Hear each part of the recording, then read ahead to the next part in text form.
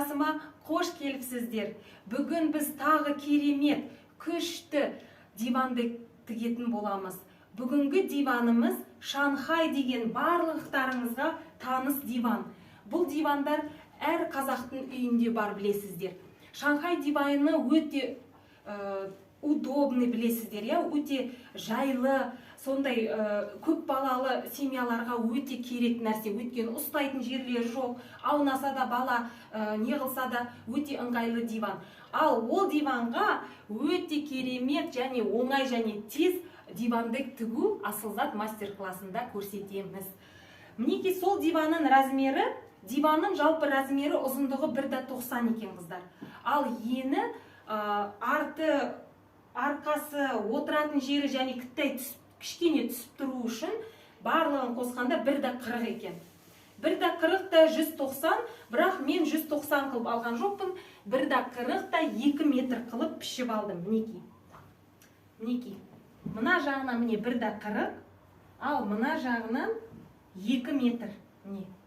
2 метр қылып пішіп алдым. Екі жағынан 10-10 сантиметрден түсіп тұрар. Көп болса 5 сантиметрден түсіп тұрар. Ал қалған өзінің екі жағында тұратын кресласы, қыздар, кресласы 85-ке 1,40 болады. Бірақ ені 85 болғандықтан мен 1 метр қылып алдым. 1-ге 1,40. Мінекей мынау біздің Шанхай диванның кресласына осындай жапқыш болады. Ал етегін біз мынандай Хюррем Султан деген сіздер білесіздер, мына кружева таныс, мына корона Хюррем Султана дейді. Осындай астына матовый золотадан тігемізді золотистой стразымен безендіреміз. Мінекей жақыннан түсірсеңіздер. Міне осындай керемет дивандық шығаратын боламыз. Мынау фиолетовый цвет, күлгін цветті біз алдым, білесіздер, угловой диванға тіккенбіз. Бүгін енді Шанхай диванына заказ түсіп тұр.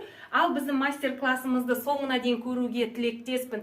Және де сіздерге тамшыдай болса да пайдам тейсін дегендей осы мастер-классты түсіруге ниет еттім. Алланың разылығы үшін менің мастер-классымды қабыл алыңыздар.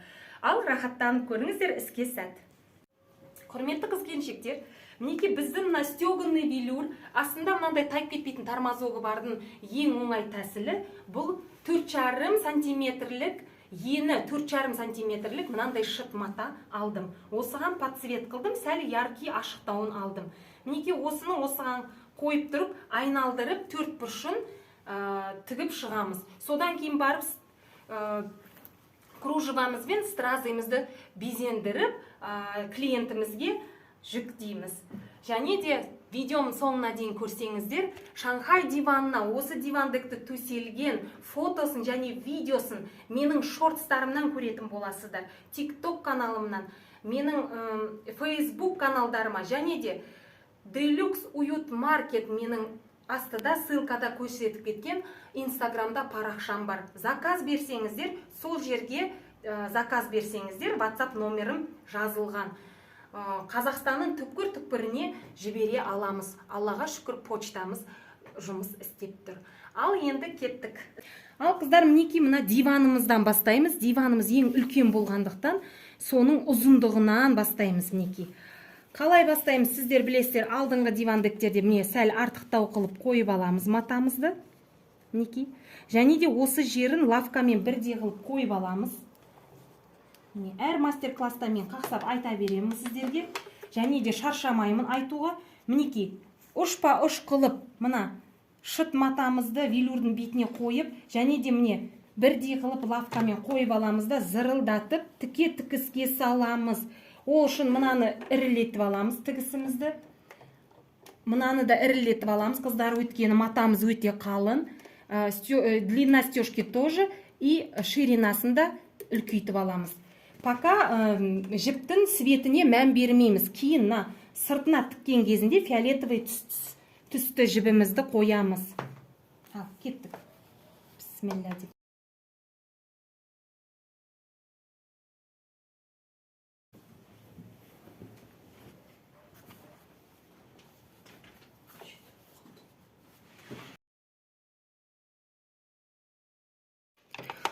Қыздар, мінекей бұрышына келдік.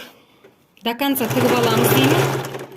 Содан кейін қайтадан шығарып аламыз да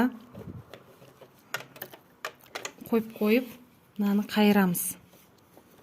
Мінекей былайынан қайырып аламыз да былайынан тігіп жібереміз. Міне былай болады. Енді мына жағын мына жақ қаратып кете береміз. Міне қыздар, мына полоскамыз бітіп қалғанда тез былай қылып жалғап аламыз. Мынадан шығарып аламыз да қайшымыз. Мына кронкаларын қиып тастаймыз.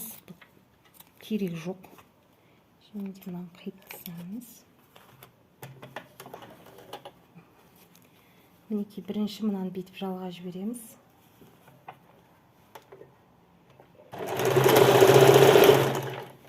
Жалғанғаннан кейін қиып тастаймыз. Дәлші ары қарай жалғасып кетеді. Мына шыт матамыздың ені қыздар өте жақсы екен, 2,40. Мінекей қыздар, мына жағын біз тігіп алғаннан кейін, бер жағын білесіздер, иә? Астына жіберіп, шытымызды бүйтіп қайырып жіберіп, үстінен міне мынандай қылып көктеледі. Міне осындай әдемі, аккуратный болып көктеліп шығады сырттары.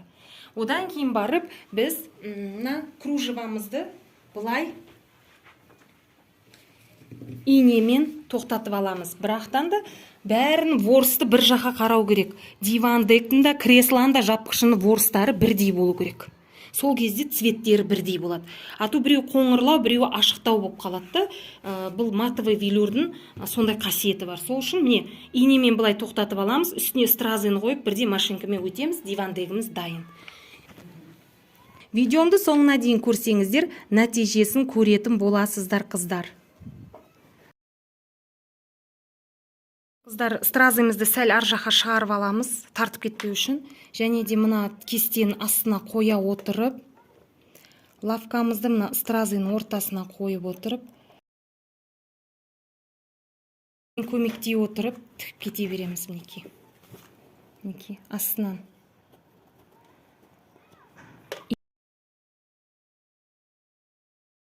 Мына жағынан мынандай тігіп